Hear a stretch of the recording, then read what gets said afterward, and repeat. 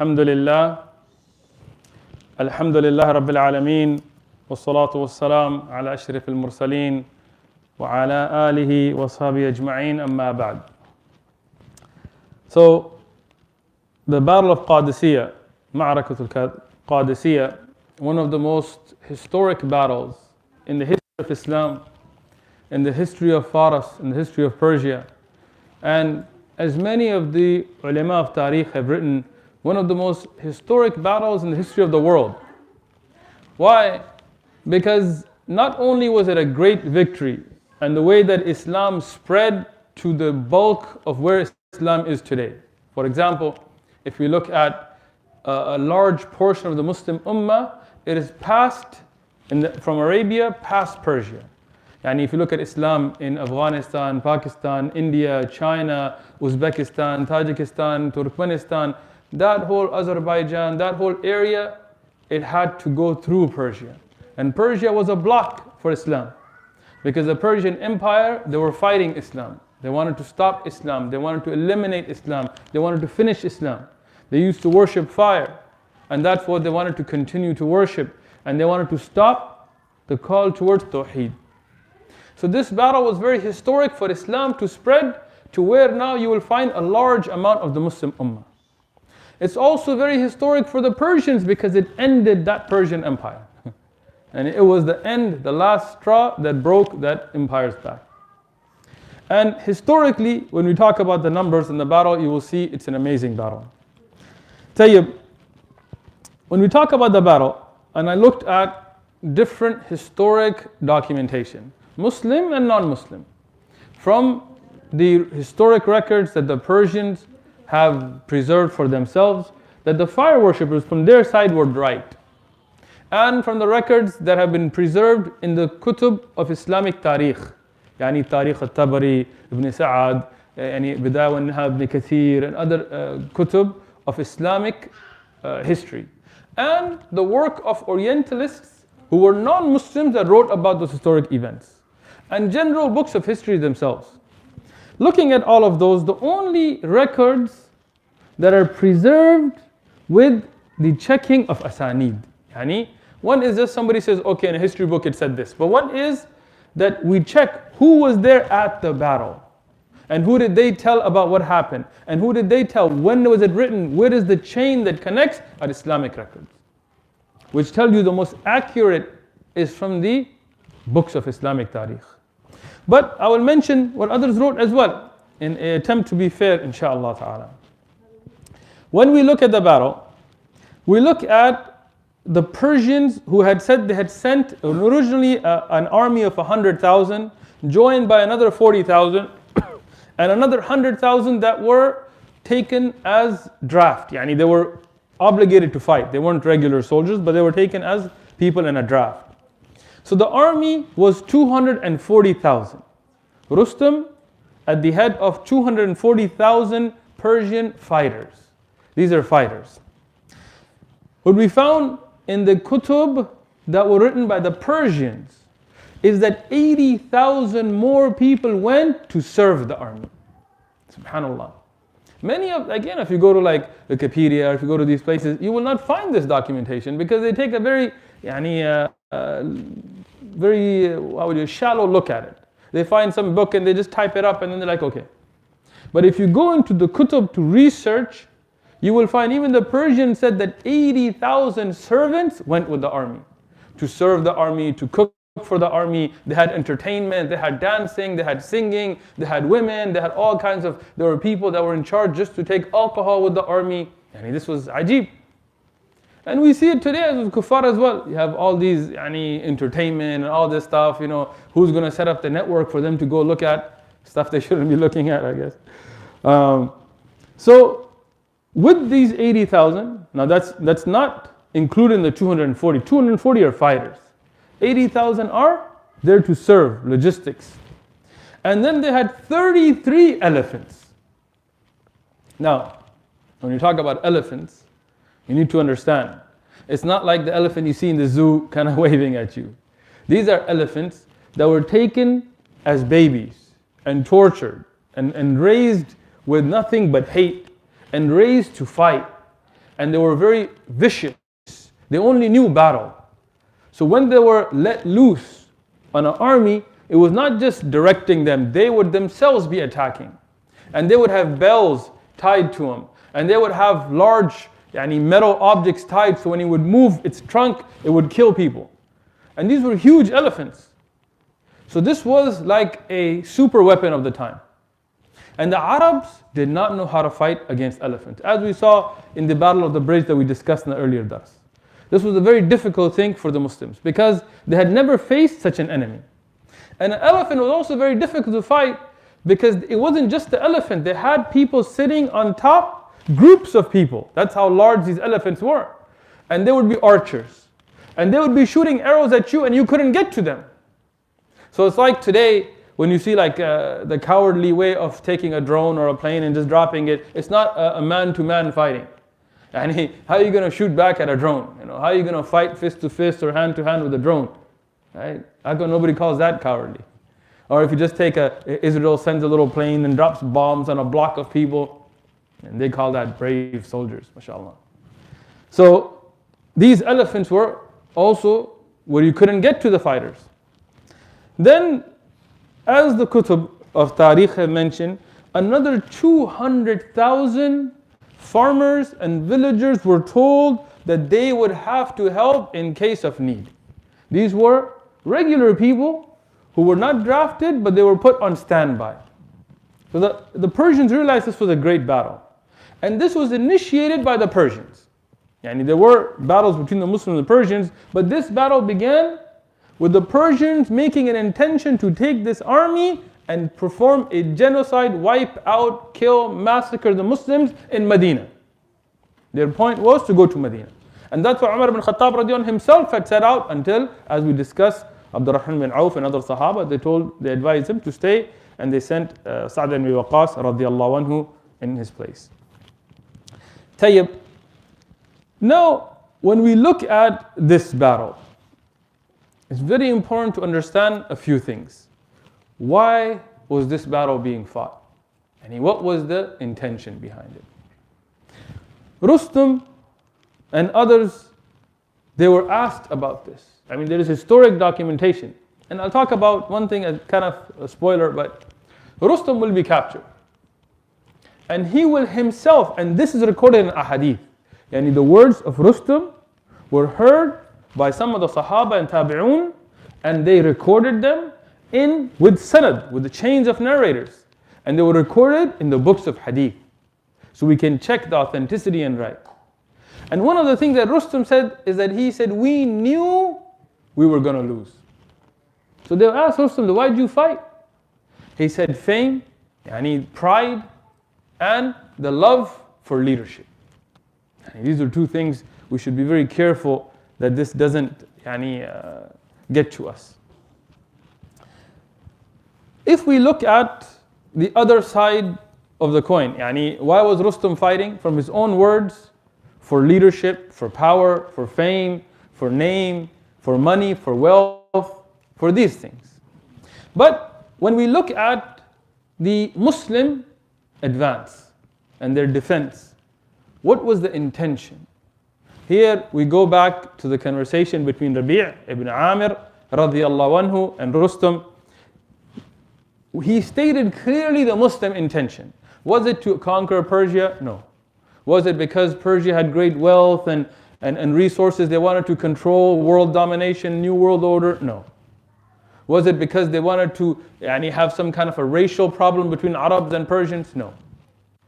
In fact, Rabi' ibn Amir radiallahu anhu, he told him, why they came to fight? اخرج العباد من عبادة العباد إلى عبادة الله.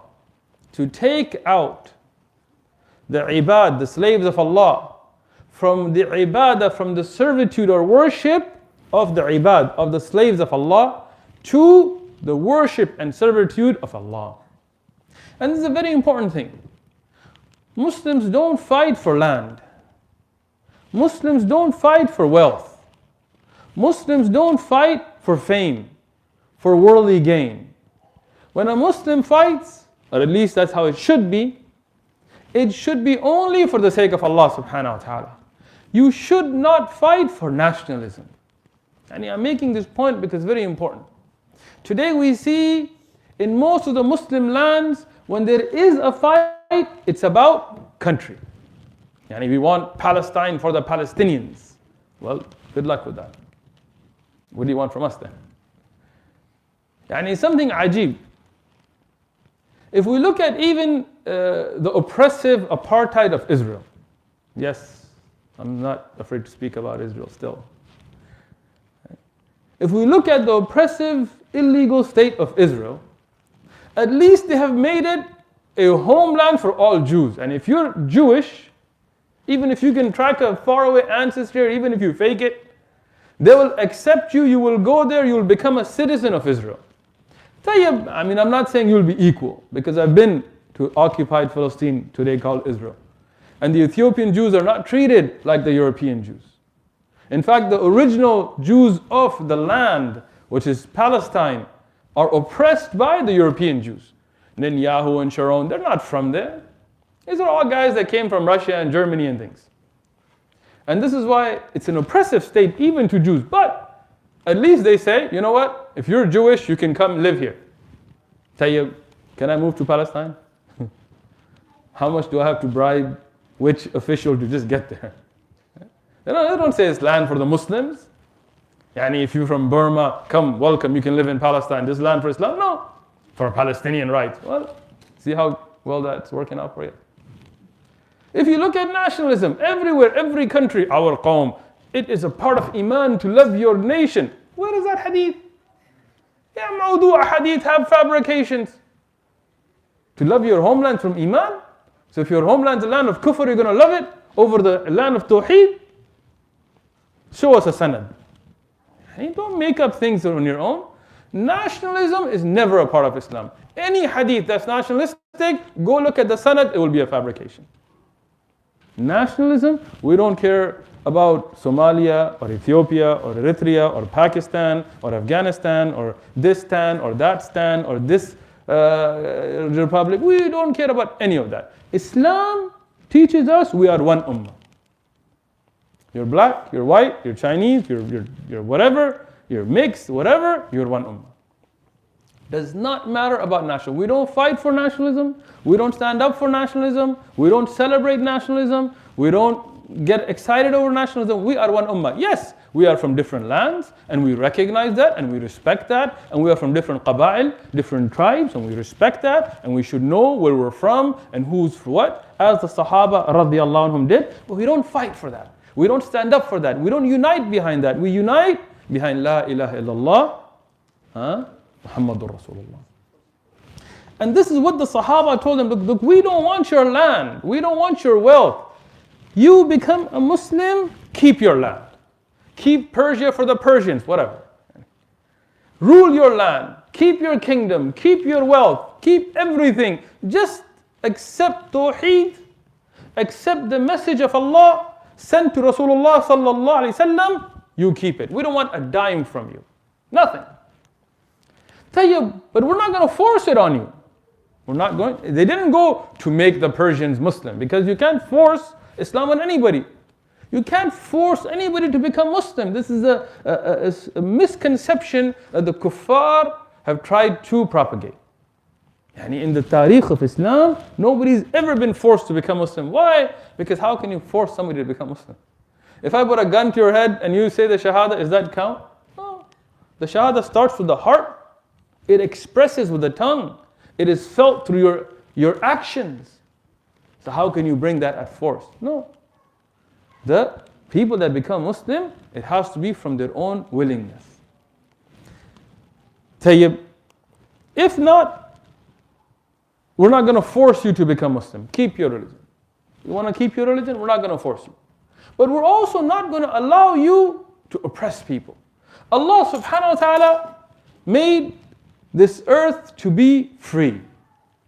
Yani, Allah subhanahu wa ta'ala made this earth for people to have freedom. What does freedom mean?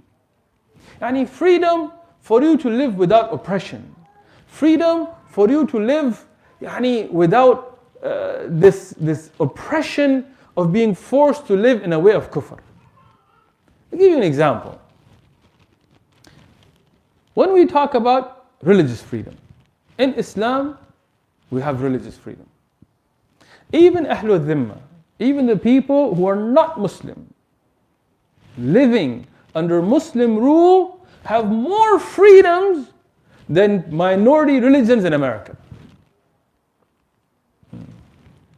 And I'm ready to debate this on Fox, if they invite me, or on talk radio, Roger Hedgecock, or whatever that druggie, this other druggie guy, I forgot his name. Anybody, Sean, Comedy, Hannity, whatever. We're ready. Invite us. We'll bring proofs, we'll discuss it. How? Under Islam, read the book called Ahkam Ahlul Dhimma by Ibn al-Qayyim al-Jawziyah. Under Islamic Sharia, people who are Christians and Jews, they are able to practice their own religious law as long as it doesn't conflict with criminal law. Meaning, you can't say, I killed somebody, but there's nothing on me because in my religion, you can kill people, right? So, you can't say that. But, you can, for example, in issues of divorce, in issues of marriage, in issues of inheritance, use your own laws. Yani, if your religion allows you to marry 20, 30, 40 women like Mormons, or more, whatever, that's your religion. We're not going to force Islamic ideas on you. Under Islamic law, tayyib. Even a Mormon cannot openly, except in Utah where they have clout, they cannot marry more than one wife in America. Why? It's a part of their religion. But no, America says no, it's not acceptable. It's not criminal law, but they say no. Okay? Many religious burial services are banned in the US. Like the full way of sati, the Hindus, they burn their families or whatever. They can cremate, but the full burning as it's supposed to be done, they're not allowed to do it. Many Islamic practices, like how the talaq is done, how inheritance is divided, is not allowed in US law. And unless you put it in your will of inheritance, the government will take it. And they will do it the way they want to. Right? The way of divorce in Islam is different, but they don't accept it in the US. So that means under Islam you have more freedom. So if they don't become Muslim, they have a second option. Keep your religion, but enforce the peace, the justice of Islam in your land. Allow us to do da'wah. Don't stop us from calling people towards tawheed. And you can keep your land. If not, then it's a fight. So this was the intention behind the two armies. And that's very important to understand. Tayyib, when we look at the preparation, who was leading from the side of the Persians and who was leading from the side of the Muslims? From the side of the Persians, the lead commander, the main guy, and we discussed the politics behind it in the last dars, I'm not going to go over that again, was Rustum. And Rustum was a fierce enemy of Islam. If you have kids, please don't name them Rustum. It's just, isn't there any Nabi you can name your children after? Sahaba, Abdullah, Abdurrahman, Abdurrahim, beautiful names with the Abd of Allah. And you can name your children after like some kafir that hated Muslims. Rustum, he is the leader of the army. But with him, the Persians had sent their top generals. They had gone out and found the best warriors, some of whom weren't a part of the Persian army. They were hired as experts in battle, and they were put with Rustum for the battle, including Bahman, Hormuzan, Jalinus, Shahriyar, Firoz, Khandak Bak, Gargur, Tiruvi, Mushegih, bunch of others that Jawan Sher, Nakhrigan, I don't know what the names mean, I'm probably butchering them, but this is the way it is in the historic books. These were all leaders under Rustum. From the Muslim side, Umar ibn Khattab radiallahu anhu, who put Sa'ad ibn Abi Waqqas radiallahu anhu. We know him that he was from the 10 that were given the glad tidings of Jannah. We know that he was the first one to shoot an arrow fi sabilillah. We know he was who was called the Khal of Rasulullah sallallahu alaihi wasallam, the uncle of Rasulullah sallallahu alaihi wasallam. We discussed that already. But one of the things that Imam Ibn Kathir mentions in Bidayah wa Nihaya, that one of the reasons he was appointed as the Amir of the Muslim army is he was somebody whose dua was accepted. In Al-Isaba, في تمييز الصحابة, Ibn Hajar Asqalani, when he discusses Sa'd ibn Waqqas radiallahu anhu, he mentions many ahadith to show that when he made dua, it was accepted. Tayyib, but why? What was the sabab? All of us want our dua to be accepted. Nobody here says, I want to make dua, but I don't really want it. Everybody wants that I raise my hands and dua is accepted. One of my own teachers, Shaykh Abu Muhammad, he discusses the historic documentation on why and what the ulama said. And I will summarize in two things. Two things, why? So we can bring these into our life. If you want your dua to be accepted, bring these two sifat into your life. First, Sa'ad radiallahu anhu was always truthful. He was a man who always spoke the truth. So if you want your dua to be accepted, the first thing, be truthful. Second, he was very careful about halal and haram. What he ate, how he earned, how he dealt with people, how he did business, how he dealt with amana. He was very careful about halal and haram. Today, this is a big problem in our ummah. First, unfortunately, in our ummah, I'm not talking about San Diego or the brothers here or sisters, but as an ummah, truthfulness is gone. Try doing business in any Muslim country. You go to any market, they'll be like, I'm selling this at a loss. Why would you sell at a loss? How are you going to make money? Don't sell at a loss. No, it's okay. You're not really selling at a loss, are you? Why are you going to lie? And you can just be truthful. I bought it for this much, I'm selling for this much. You want to buy it, buy it. You don't want to buy it, don't buy it. Be truthful. No, wallahi, billahi, why are you taking qasam? You're selling a spoon or something, you're taking qasam. Qasam is something valuable in front of us, and then you're going to lie about it. How are you going to face Allah subhanahu wa ta'ala on the day of judgment? And Allah will ask you, you took qasam in my name, and you knew you were lying. How are you going to answer that? Sad. Halal and haram. Today, everybody has a fatwa to make haram halal. You want to go to Burger King, there's a fatwa. You want to go to KFC, there's a fatwa. You want to go buy a house in riba, there's a fatwa. You want to steal and rob, there's a fatwa. You want to drink alcohol, there's a fatwa. You want to perform 10-minute nikah, there's a fatwa. Everything you can get a fatwa. Do you think that fatwa will make haram halal for you?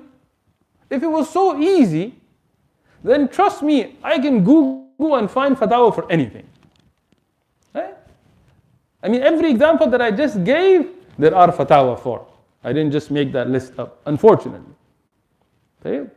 You want to smoke weed? I'll find you a fatwa. But it will still be haram. And you will still be held accountable in front of Allah subhanahu wa ta'ala. It doesn't make it halal. I don't care if it's legal. It doesn't make it halal. In front of Allah subhanahu wa ta'ala, the Quran, the Sahih Ahadith, this is all you can accept. With him was Al-Muthanna ibn Haritha radiallahu anhu, and we spoke about his bravery and his taqwa and what a great sahabi he was. With them was Al-Ka'ka' ibn Amr al-Tamimi. Al-Ka'ka' Al-Qa'ka' radiallahu anhu. He was the one that Abu Bakr as-Siddiq radiallahu anhu said about him that if he's in an army, it cannot be defeated. And they said about him that Al-Qa'qa' radiallahu anhu, if his voice is heard in an army, it is more beneficial than 1,000 soldiers. These are both mawquf ahadith from Abu Bakr as-Siddiq radiallahu anhu, as Ibn Kathir mentions. And also with him is Al-Asim ibn Amr al-Tamimi, which is his brother. So this is the leadership of the Muslim army. On the way to the battle, Al-Muthanna ibn Haritha radiallahu anhu, he became sick. Al-Muthanna radiallahu anhu had been sent by Umar radiallahu anhu to prepare the people beginning, to prepare them. And as he was going through the different towns to encourage the Muslims to fight, It was a difficult time, because we think it's just like you get out of your house and the next thing you're in a battlefield. That's not how it is. I need to prepare an army and to encourage them and to mobilize them and to move them and to go to the different towns and give khutub, give talks and encourage people to fight and prepare. It takes a lot of work, and it's hard because you're always traveling, going to different areas, getting sick, going through hardships with danger. So from that hardship, Al-Muthanna radiallahu anhu became sick. And he was on his deathbed.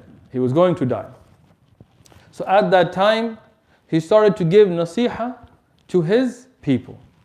And I will give just 3 points from his advice. It's long, but for the sake of time, I'm going to shorten it.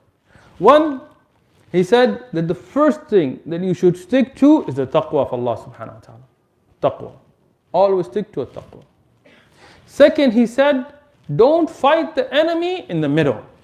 Because he had been in fights with the Persians, he knew their tactics. He said, don't try to go to the middle of the army, fight from the sides. Their numbers are more, and if you get into a fight in the middle, they will try to overwhelm you. So go from the sides. And fight in a way that you have an open desert behind you and they don't. Because if not, they will run. And as they run, because they fear death, you will chase them and they will try to entrap you. They will try to ambush you. And then he gave a nasiha, which is something ajib. He had a wife, her name was Salma. And she was known to be a very brave woman and a very intelligent woman, and a woman who knew battles well. And she was a woman, but she went with her husband for battle, and she knew strategies in battle.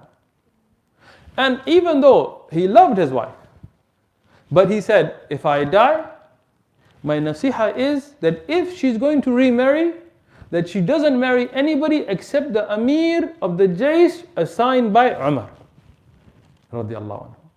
That's something ajib. Today, most people would be like, no, don't marry anybody else. But the Sahaba, they had that love for the religion. He said, look, if I'm dead, maybe she will need to marry, if she wants to. And instead of just marrying somebody else, I'd rather that intelligence, that strategy in war, that experience go to help the Muslim Ummah. And I think about how much they loved the religion. How focused were they? That even in this type of a time, he gave such a beautiful nasiha. And this happened. She married Sa'd ibn Waqqas radiallahu anhu. Tayyib. When we look at the people that were sent, the Muslim army, as we had mentioned before, was about 30,000. And they were facing an army of 240,000 plus. And Khalid ibn al-Walid is not with them. And in the earlier durus, we always talk about Khalid radiallahu anhu. But here he's not with them. He stays behind by the request of Abu Ubaidah ibn Jarrah to help in the battles against the Romans, to stabilize Sham. Abu Ubaidah sent who he could from Sham, and the Muslims, they spent 6 months in preparation of this battle. Think about this. It's not like they just went and the fight began. No, 6 months of travel, 6 months of hardships, 6 months of preparation, 6 months of moving, 6 months of encouragement. Even if you go out right now and to spend just the 6 months in that type of travel, I'm afraid that me before you would all get tired and be like, I'm going home, man. Forget all this. Where's my nice bed? I'm missing this Netflix. What's going to happen in Game of Thrones? Was it? Never seen it actually. Subhanallah. Just 6 months of continuous travel and hardship and being away from the family is hard enough. But that was just a preparation. Here, Rustam, when he saw the Muslim army advancing, and this At-Tabari and Ibn Sa'ad and Ibn Kathir have recorded, from his own admission, he sent a spy to go spy on the Muslims. Rustam, when he saw the Muslim army coming, he sent a spy. And this spy came to the Muslims and said that I am defecting from the Persians and I'm becoming a Muslim. But he was a spy, he was not a Muslim. He pretended. And he went with the Muslim army. And he started to Look at how the Muslims live.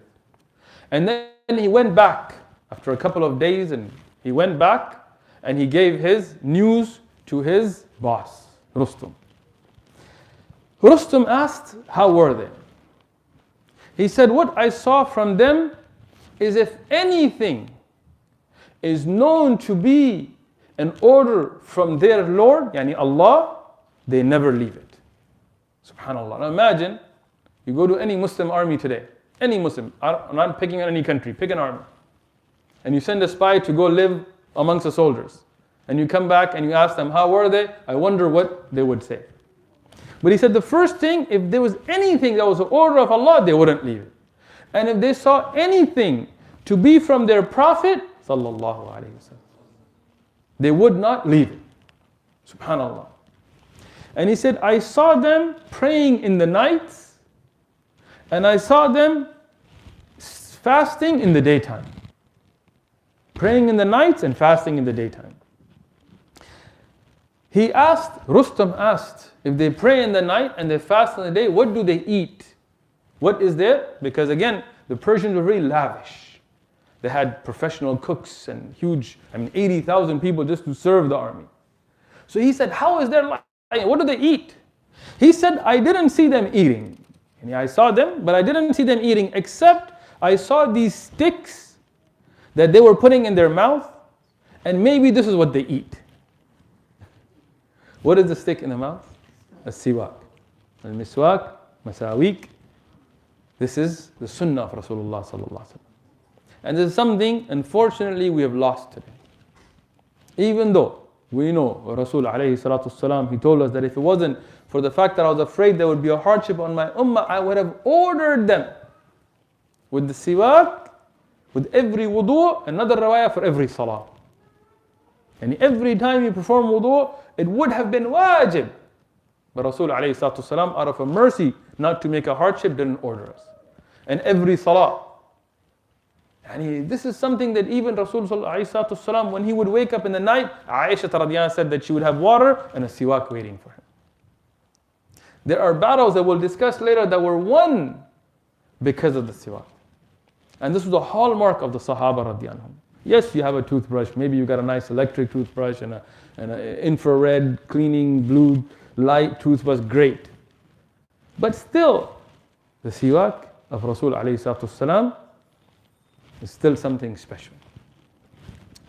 Here, Rustam, he discussed with his people, and hearing about the army that he was facing, he decided to surrender. Rustam said, we can't fight these people. Our army is big, but they're drunk, they're partying, they're scared. These guys, they're fasting in the day, praying at night. They don't eat. Their bodies are big, but they don't eat. They're not. We're fighting people that have a dedication we can't win from. So let's surrender. But his people, they got upset. They said, what are you talking about? These are Arabs. They're Arabs are fools, and Arabs are idiots. And the Persians had a very low opinion of Arabs. And they said, these guys can't fight, and we're a superpower. We're this, we're that, we're this. Many other great nations of the past said similar things about certain countries who are now known as the graveyards of superpowers. I'm not going to mention names, but you can read the works of Churchill or Russians or what's that general? General Peter? Oh, yeah. So many people, they make these statements, but you should realize what you're getting into. Rustam realized it. But now his army's like, no, we got to go forward. So they went forward. The Battle of Qadisiyah was fought over 4 days. It's not like a battle that began in the evening, you're done. And the battle continued to the middle of the night. It would begin in the morning and they would fight until the middle of the night. The battle began with an attack from the Persian side. And this attack was not a full-on attack. It was a very cowardly attack. Why? They didn't attack the Muslim army. They didn't attack the barracks of the Muslims. But Sa'd ibn Waqqas radiyallahu anhu had set up a house for himself in the middle of the battlefield. And it's something very brave. But Sa'd radiyallahu anhu, unfortunately, by the will of Allah subhanahu wa ta'ala, he had some tests. And Allah subhanahu wa ta'ala tests the Muslims. He got a severe nerve pain that started in his body towards the bottom, and it went all the way to his head, and this was something that paralyzed him. He couldn't move. And he had sores and pimples with pus that had developed on his body from the hardships of travel. So he couldn't ride on a horse or a camel or even sit. And imagine the hardship he's in. Anybody here would have been excused not to go forward in the battle. And he's paralyzed, he can't move, he can't sit, he can't ride, he can't physically go fight. He could have said, somebody else take charge, I'm going back. But he didn't. Sa'ad ibn Waqqas radiyallahu anhu, he went forward. And he put his residence in the middle of the battlefield. And he had with him his wives and many others with him. But this was a place to live. This wasn't a battle, and this wasn't a barrack with soldiers. But the Persians decided to attack him. Why? Because they said, if we can disrespect the women of the Muslims, maybe they can become afraid and they'll go back. And it's a very lowly strategy. But that's what they did. And they attacked the house of Sa'ad ibn Waqqas radiyallahu anhu. And here, Salma, the wife of Muthanna ibn Haritha, ex-wife, because he's become a shaheed. He died fi sabilillah. Even if it wasn't during a battle, he's still a shaheed. Now she's married to Sa'ad ibn Waqqas radiyallahu anhu.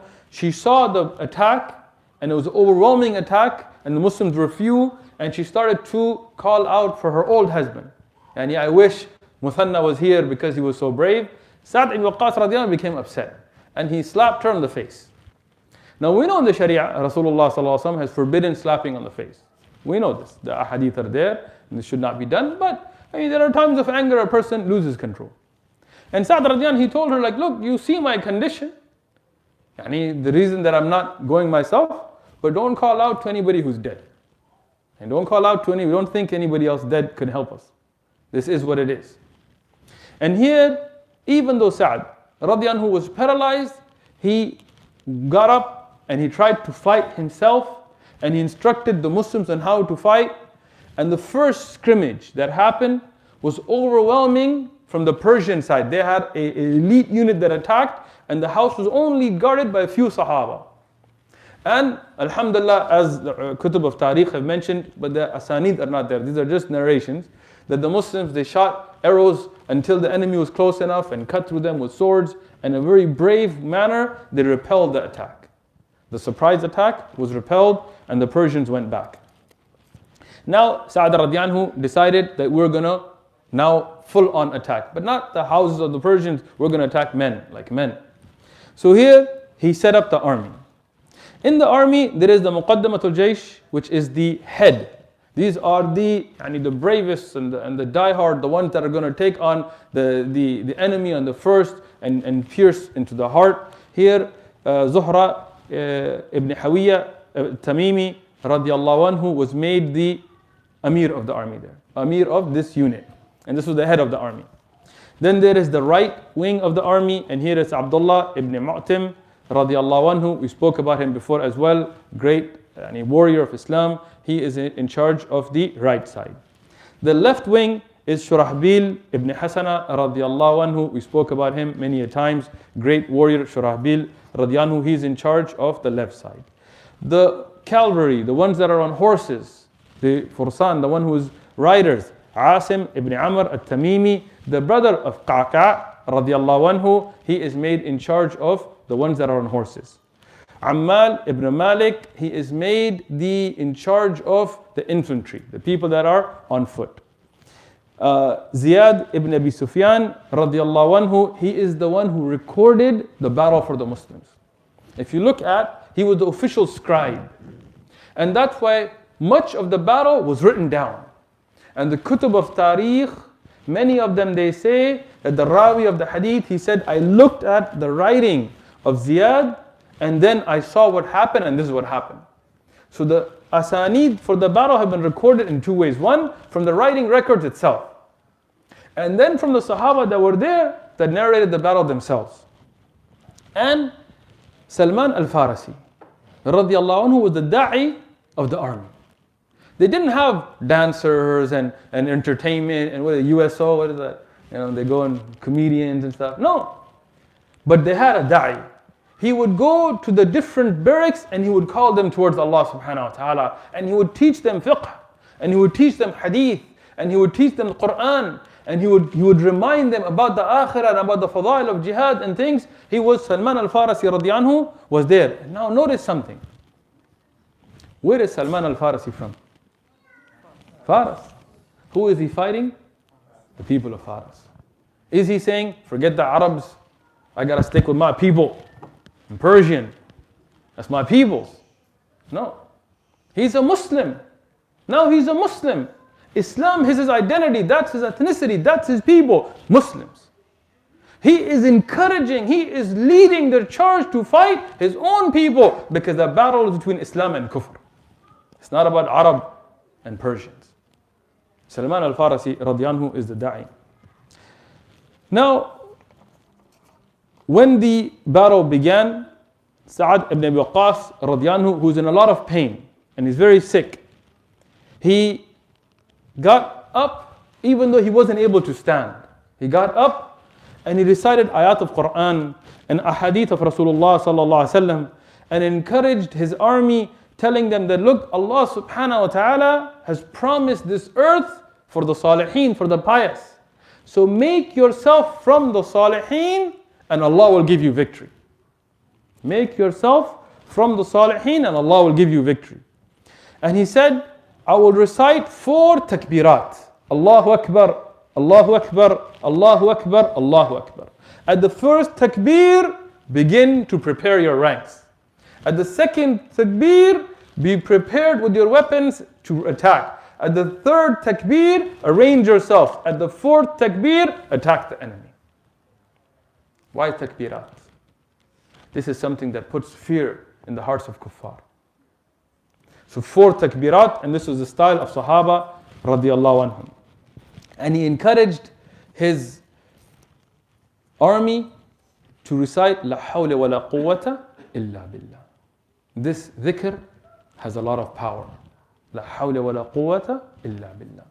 There are many ahadith about the fadail of La hawla wa la quwwata illa billah, and how it helps a person, and how it brings nusra, and how it can take you out of hardships. But I will just tell you one hadith, that Sahih hadith, Rasulullah sallallahu alayhi wasallam told us that this is kanz min kunuz. It is a treasure from the treasures taht al-arsh, yani from underneath the arsh of Allah subhanahu wa ta'ala. It is a treasure, this dhikr, la hawla wa la quwwata illa billah, is a treasure from the treasures from underneath the arsh of Allah subhanahu wa ta'ala. So imagine what is the value of this. Rustum, he saw the Muslim advance, and he took his army and they started to advance. And there was time for salah. And he heard the adhan. And when he heard the adhan, he retreated. People told him, why? He said, don't you hear that is them calling to war? The spy that had gone had said, no, that's not a call to war. This is something 5 times a day. They call this out so that they can pray. When Rustum heard the adhan, he told a translator to translate it for him. They translated the meanings. He said something, he said it, not me. He said, this is Umar speaking, teaching the kilab, the dogs of the Arab, aqal, intelligence. Rustum, he hated the Arabs, so he called them dogs. But he thought it was Umar himself.